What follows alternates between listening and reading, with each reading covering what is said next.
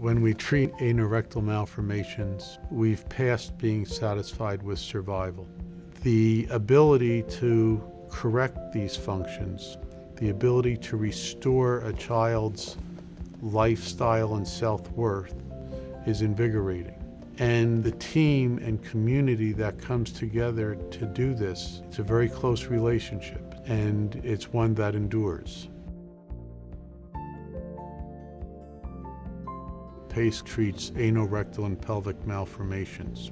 These are simply diseases where the rectum and anus did not form. And that it can range from anything as minor as the anal opening being in the wrong location, or as severe as the colon stopping within the abdomen and having no connection to the bottom, and everything in between.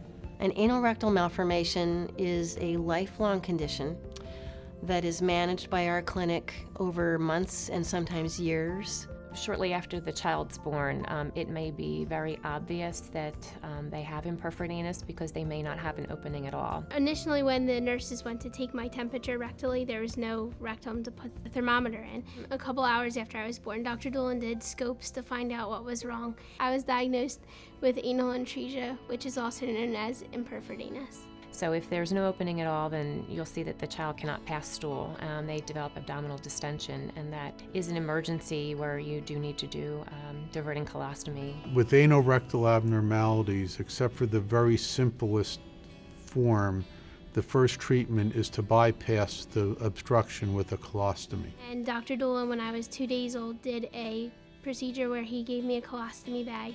A colostomy is where you bring a portion of the intestine up to the abdominal wall and make an opening through which the stool leaves the body into a bag.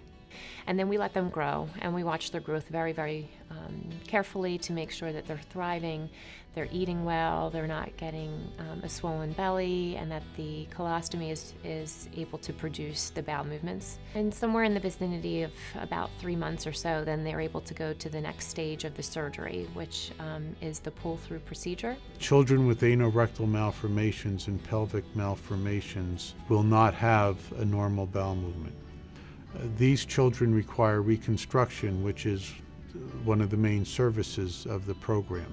The definitive treatment using a pull-through procedure is by far the approach of choice. They need to align the bowel and create a rectum if it hasn't formed. In anal atresia, the GI tract stops short of the bottom. As such, it has to be brought into place.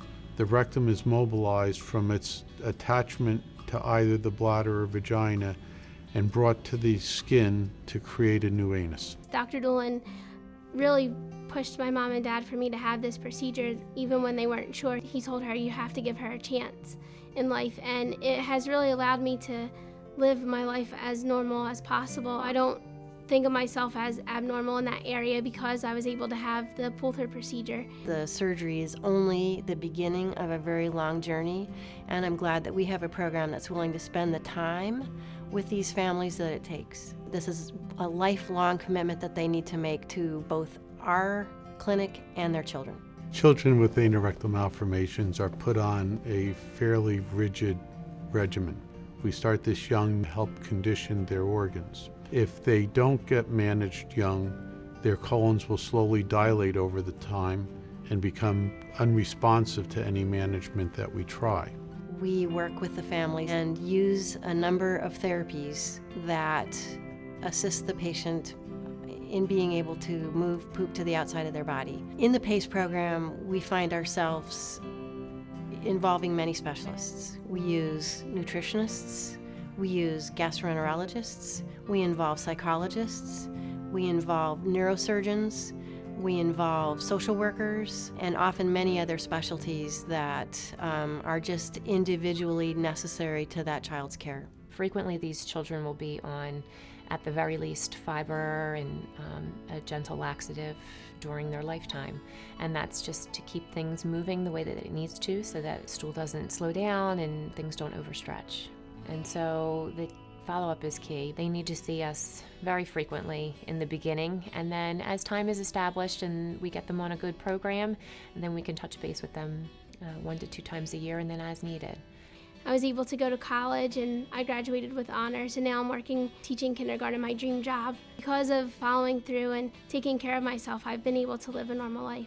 As a kid, I did everything that kids do. I played t-ball, I rode bikes, scooters, played catch with my friends outside. Now that I'm older, I drive all around. I work, I go out with my friends after for dinner, things like that, you know. Melissa is a metaphor for this entire approach to healthcare. I've treated Melissa since she was a brand new baby. I think Melissa demonstrates the inspiration that the patients feel when they deal with it successfully. It's a part of who I am, and I don't have to be embarrassed about it. I would tell any child who's going through this just to stick with it, and even though it might seem difficult now, this procedure will help you to live a normal life. You don't have to let your problems slow you down.